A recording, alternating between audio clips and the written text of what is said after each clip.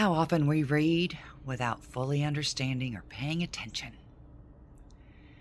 We've all heard the story of the wise men who traveled from very far in the east to see Jesus. They had heard of a king being born.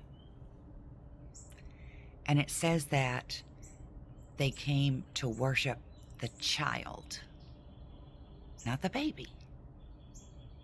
Herod had even asked them as they were passing through and talking about this and asking where to find him, when did they first see the star and when were they told? And we see that later Herod decides that all children, baby boys from age 2 and under, were to be killed.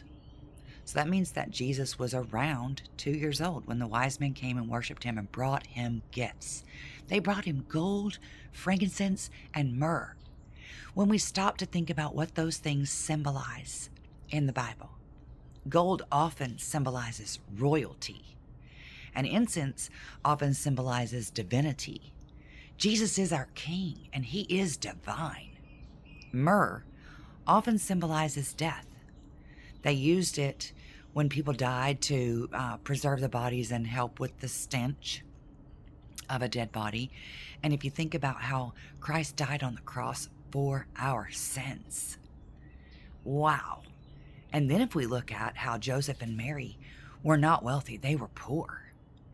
And when God told them to flee, take Jesus and flee, because Herod was going to kill all of the boy children aged 2 and under, he told them to flee. How would they do so if they didn't have those gifts?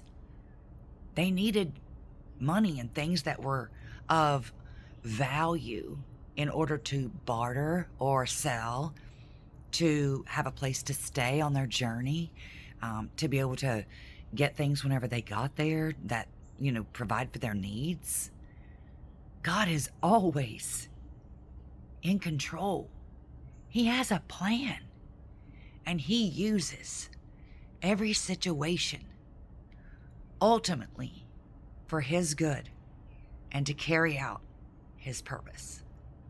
His purpose is for all of us to know him, to believe in him, to trust him, to be saved, to come and live with him in eternity. Hang in there, friends. Don't give up. Keep reading your word and keep checking your heart.